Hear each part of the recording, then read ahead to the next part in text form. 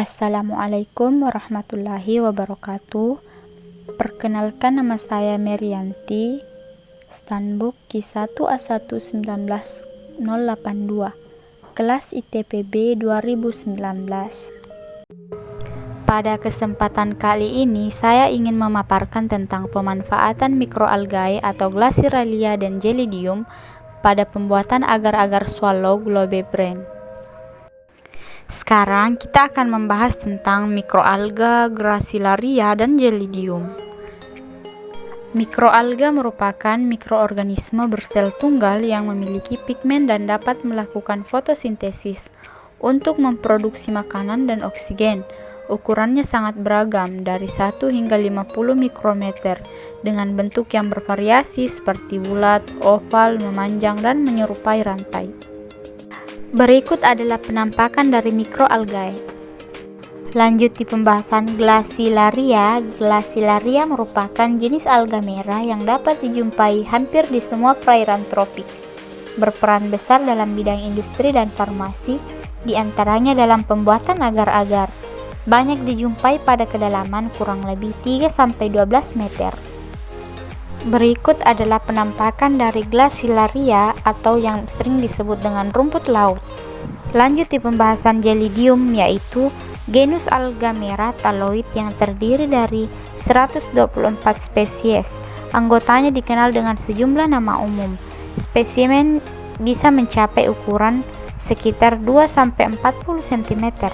Percabangan tidak teratur atau terjadi dalam baris di kedua sisi batang utama. Gelidium menghasilkan tetraspora. Kemudian ini adalah penampakan dari Gelidium.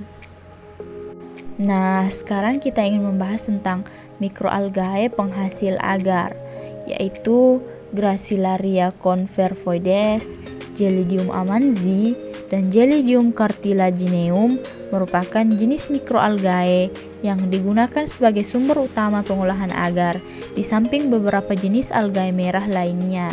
Di slide berikutnya adalah contoh produk yang dihasilkan. Produk yang dihasilkan adalah agar-agar. Agar atau sering juga disebut dengan agar-agar merupakan salah satu produk makroalgae yang sudah tidak asing bagi masyarakat Indonesia. Agar tersebut banyak digunakan sebagai bahan makanan yang dapat kita jumpai di toko-toko dan supermarket dengan berbagai merek, misalnya Swallow Globe, Bintang Walet, Bola Dunia, dan Double Swallow Sun. Agar dapat diekstraksi dari beberapa jenis algae merah, misalnya Glacialia dan Gelidium. Sekarang kita masuk di proses pengolahan agar menurut Standar Nasional Indonesia. Berikut tahapan proses pengolahan agar menurut Standar Nasional Indonesia atau SNI adalah: 10 gram contoh potongan talus dari makroalgae kering jenis Glacialia, kemudian dicuci dengan Aquades lalu ditiriskan. Contoh selanjutnya dimasukkan ke dalam labu alas bulat, lalu ditambahkan 100 ml larutan NaOH atau natrium hidroksida sebanyak 2-6%.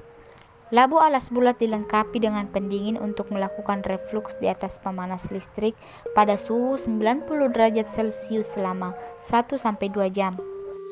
Dan contoh disaring dan dicuci kembali dengan Aquades lalu ditambahkan beberapa tetes asam klorida 0,1 m untuk menetralkan kelebihan basa sampai pH menjadi 7. Lalu contoh dipindahkan ke dalam pressure cooker dengan tekanan 1 kg per cm persegi berisi 500 ml hidrogen, oksigen, dan diekstraksi selama 2 jam pada suhu 60 derajat Celcius. Bila pressure cooker tidak ada ekstraksi, dapat dilakukan dengan labu alas bulat volume 1 liter yang dilengkapi dengan pendingin dan pemanas listrik. Selesai ekstraksi, segera dilakukan penyaringan dalam keadaan panas dan filtrat ditampung dalam wadah tahan karat dan segera dibekukan dalam lemari pendingin.